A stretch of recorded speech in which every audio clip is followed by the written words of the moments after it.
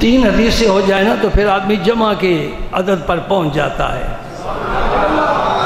حضرت عبد الرحمن بن خباب روایت فرماتے ہیں کہ میں آپ صلی اللہ علیہ وسلم کی خدمت اقدس میں حاضر ہوا، جمعہ کا دن ہے، خطبہ ارشاد فرما رہے ہیں حضور، اور ایک لشکر کی تیاری کا حکم دے رہے ہیں، اسے کہتے ہیں جیش العسرہ۔ عسرہ تنگی کو کہتے ہیں، تکلیف کو۔ تنگی اس لیے، تنگی والا لشکر کہ سخت گرمی کا موسم ہے، اور گرمی عرب کی، ہمارے ہاں سبزہ ہے، درخت ہیں، ہماری فضا معتدل ہے، پھر بھی گرمی نہیں برداشت ہوتی۔ اور دوسرا یہ کہ صحابہ کے پاس سامان جنگ نہیں، کسی کے پاس گھوڑا نہیں، کسی کے پاس زرہ نہیں، کسی کے پاس تلوار ہی نہیں۔ نبی پاک صلی اللہ علیہ وسلم صحابہ کرام کو ترغیب دلا رہے ہیں، بھائی مجاہدین کی خدمت کرو، جس طرح مدرسے والے ان چھوٹے بچوں کی خدمت کے لیے ترغیب دلاتے ہیں۔ اللہ تعالیٰ آپ پر بھی رحم فرمائے اور آپ کی خدمت کو قبول فرمائے۔ بہت سے ایسے ساتھی ہیں جو اس ادارے کے بڑے مخلص خیر خواہ معاون ہیں، اللہ تعالیٰ ان کی عمر میں، عمل میں، عشق و محبت میں، ذوق شوق میں برکت عطا فرمائے۔ آپ بھی خیال رکھا کریں، یہ آپ پر قرض ہے، یہ رسول اللہ کے مہمان ہیں، ان کی گائے بگائے خدمت کرتے رہا کریں۔ میں ان لوگوں کی دعائیں کرتا ہوں، رمضان شریف میں خاص طور پر بڑا لوگ کپڑا لا کر دیتے ہیں، سب بچوں میں سوٹ تقسیم کیے جاتے ہیں، کوئی فروٹ دیتا ہے، کوئی آٹا بھیج دیتا ہے، کوئی گھی۔ ایک ہمارے مہربان ہیں لالا موسیٰ کے حافظ صاحب، وہ تو مدرسے میں گھی کی خدمت کرتے ہیں، اس کے علاوہ بھی بڑی خدمت کرتے ہیں، اللہ سب کو جزائے خیر عطا فرمائے۔ چراغ جلایا ہے نا بھائی، چراغ جلایا ہے، تھوڑا تھوڑا تیل ڈالتے رہو تاکہ یہ جلتا رہے، تھوڑا تھوڑا تیل ڈالتے رہو جلتا رہے۔ بلکہ میں تو کہوں گا اگر آپ میرے ساتھ چلیں، میری بات کو پسند کریں، جتنی بڑی تنظیمیں نا، مثلا جماعت اسلامی ہے، میں اس کی بات کرتا ہوں، ایک ڈاکٹر صاحب میرے پاس آتے تھے، انہوں نے اپنی آمدن کا ایک مخصوص حصہ اپنی جماعت کے لیے رکھا ہوا ہے۔ یہ مرزائی جو ہے، جو بھی ملازم ہے، جتنی تنخواہ لیتا ہے، کوئی کسان ہے، کھیتی باڑی کرتا ہے، چھوٹے درجے کا کوئی ملازم ہے، اپنی تنخواہ میں سے کچھ حصہ مرکز میں ربوے جمع کراتے ہیں۔ تو یہ اچھی بات ہے نا، اچھی بات ہے۔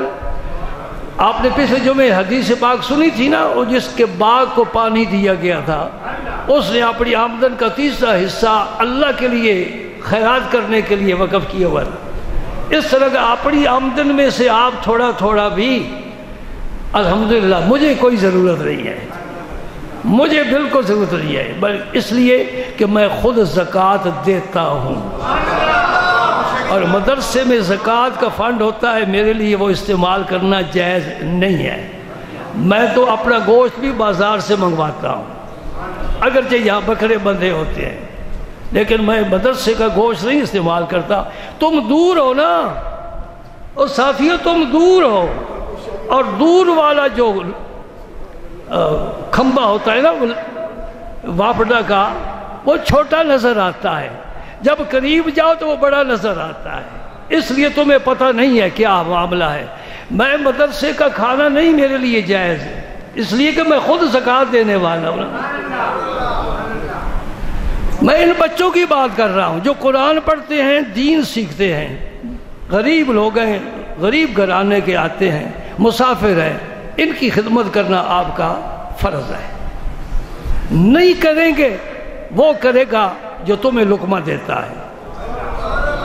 میرا یہ بھی عقیدہ ہے، کوئی مخلوق مستغنی ہو جائے،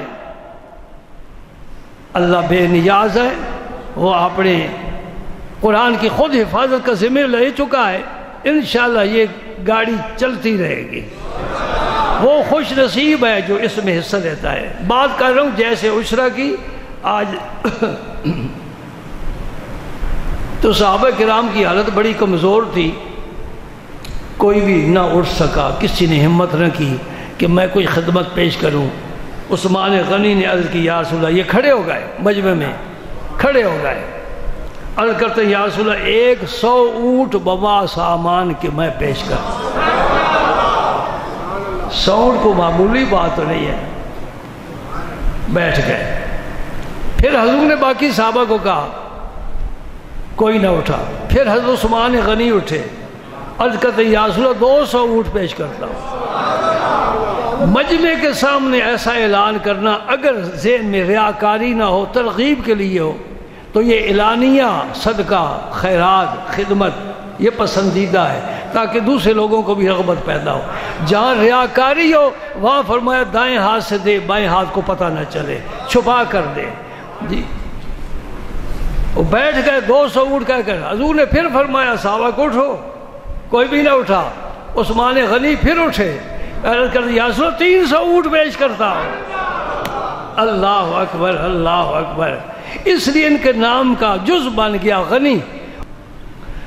تو میں کیا عرض کر رہا تھا، 100 پھر 200 پھر 300 اونٹ۔ جب 300 اونٹ کے اعلان ہوا نا تو نبی پاک صلی اللہ علیہ وسلم وہی عبد الرحمن بن خباب فرماتے رأیت رسول اللہ ینزل عن المنبر وہو یقول، نبی پاک ممبر سے اتر رہے تھے، 3 سیڑھیاں تھی نا، تیسری سیڑھی پر آپ کھڑے ہو کر خطبہ فرماتے تھے، 2 سیڑھیاں نیچے ممبر سے اتر رہے تھے، اور حضور کی زبان پاک پر ایک جملہ تھا، وہ کیا ہے، وہ سننے کے قابل ہے۔ فرمایا رسول پاک صلی اللہ علیہ وسلم نے ما علی عثمان ما عمل بعد حاضی، ما علی عثمان ما عمل بعد حاضی۔ یہ حدیث بھی ترمذی شریف کی ہے۔ اس کا معنی یہ عثمان آج کے بعد جو چیز چاہتا ہے کر، کوئی عمل تجھے نقصان نہیں دے گا۔ بات سمجھ آ گئی؟ یعنی اللہ کے نبی نے عثمان غنی کی حفاظت اپنے ذمہ لے لی ہے۔ مولا کریم یہ عثمان میرے حوالے کر دے، انشاءاللہ اس سے کوئی ایسا کام نہیں ہوگا جو تیری ناراضگی کا باعث ہو۔ عثمان کی یہ خدمت قبول ہوئی اور نبی پاک نے پھر فوری طور پر انعام دے دیا۔ کیا فرمایا، ما علی عثمان ما عمل بعد حاضی۔ عبد الرحمن بن سمرہ بھی ایک روایت فرماتے ہیں، یہ عبد الرحمن بن خباب ہیں، عبد الرحمن بن سمرہ، ان کی حدیث مسند امام احمد میں ہے۔ فرماتے کہ عثمان غنی نے 300 اونٹ پیش کیے نا، اور سخی کچھ بنتا ہے نا، وہی بنتا ہے نا، کچھ دینے سے سخی بنتا ہے، چھپانے سے نہیں سخی بنتا۔ پھر گھر گئے، گھر دیکھا کہ وہاں تو دینار پڑے ہوئے ہیں،